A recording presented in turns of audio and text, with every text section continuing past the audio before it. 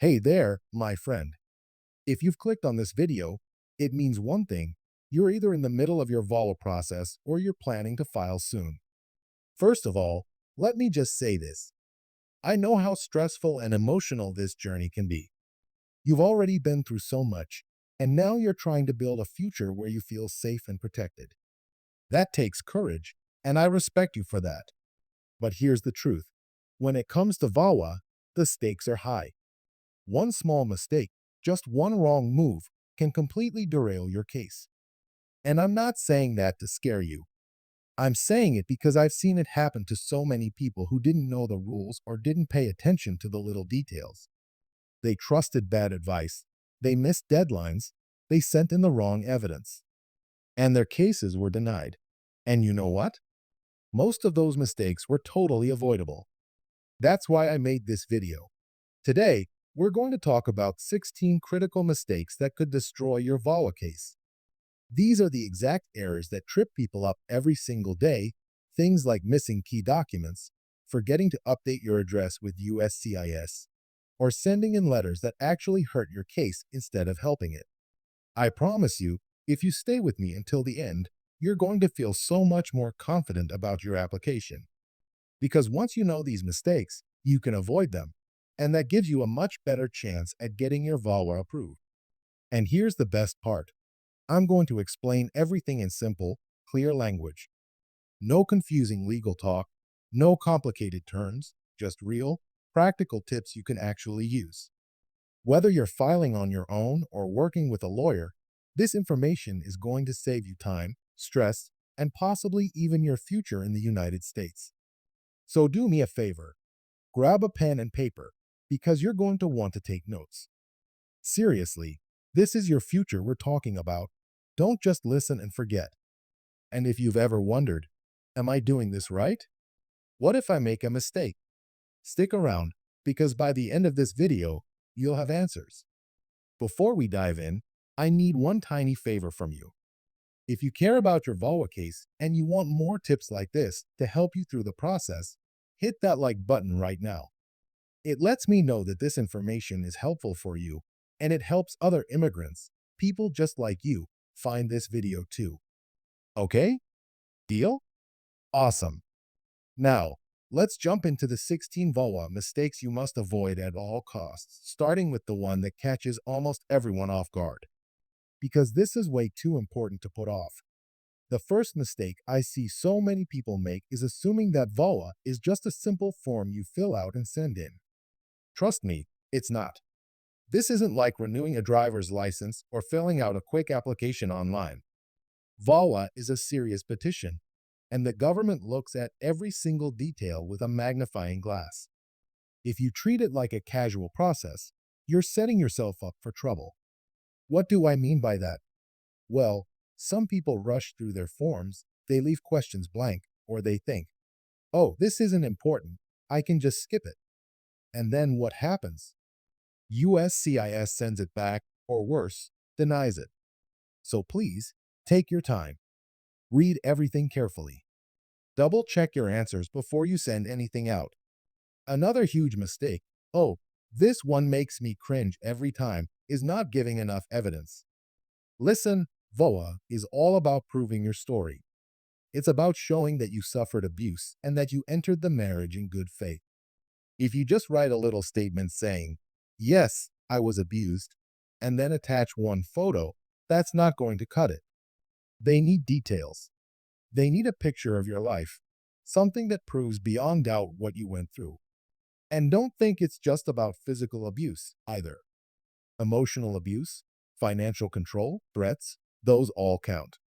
But if you don't explain them properly, if you don't connect the dots, the officer reading your file isn't going to see the full picture. And honestly, that can make the difference between approval and denial. And while we're on this topic, please don't lie. I know you're under pressure. I know you want your papers, your security, your chance to start over. But lying will only destroy your case. USCIS checks everything. If something doesn't match up, if they catch you exaggerating or making up details, it's over. And not just for VAWA. you could hurt your chances for any immigration benefit in the future. So be honest. If something is hard to explain, explain it the best you can, but don't make things up. Another thing I see all the time, people ignoring deadlines or thinking they can just send documents whenever they feel like it. No, no, no. Immigration is strict with timeframes. If they send you a request for evidence and give you 87 days, that means 87 days, not 88, not 90. Miss that deadline, and your case could be denied just like that. So when you get any letter from USCIS, open it immediately, read it carefully, and if you don't understand it, find someone who does. Don't put it in a drawer and say, I'll deal with it later. Later might be too late. Oh, and here's another one, moving to a new address and forgetting to update USCIS. You'd be surprised how many people lose their cases because of this. They move, they don't update their address, and then USCIS sends an important notice to the old address. Guess what? That notice has a deadline, and because they never saw it, they missed it. And then it's game over. Updating your address takes 5 minutes online. 5 minutes to protect your future. Please, don't forget to do it. Now, let me tell you something a lot of people don't realize. Your personal statement is everything. I mean everything. That's your chance to tell your story in your own words. And yet, so many people rush through it or copy something from the internet. Don't do that. USCIS officers have read thousands of these. They can tell when it's real and when it's generic. Speak from the heart. Explain what happened, how it made you feel, how it changed your life. Paint the picture so clearly that the officer reading it can feel what you went through. That's what makes a strong case. And listen, if you're thinking of handling this whole process by yourself because you don't want to spend money on a lawyer, I get it. Lawyers are expensive. But if you're not 100% sure about what you're doing, this can cost you so much more than money. It can cost you your future here.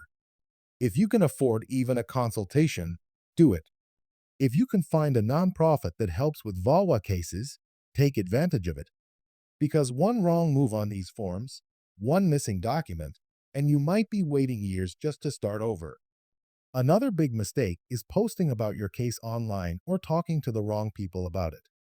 Social media is not your friend when it comes to immigration. You might think you're just venting or sharing your story, but if USCIS finds something that doesn't match what you wrote in your application, that's a red flag. So keep your case private. Only talk to people you trust completely. Now, before I move on, let me ask you something. Is this information helping you so far? If it is, please hit that like button right now. Not just because it helps the channel, but because it helps other people like you find this video. There are so many immigrants out there who don't know these things and end up losing everything because of tiny mistakes. So let's help them out. Hit like, drop a quick comment saying, thanks for the tips. And let's keep going because the next mistake is something almost everyone overlooks. Here's one that will blow your mind. Thinking that abuse means only physical harm. No, VAWA covers so much more than that. Emotional abuse, psychological abuse, financial control, these are all valid grounds.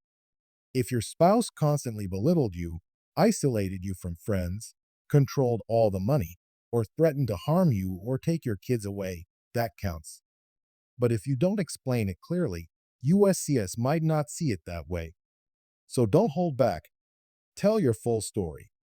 And while we're talking about stories, let me tell you, consistency is key.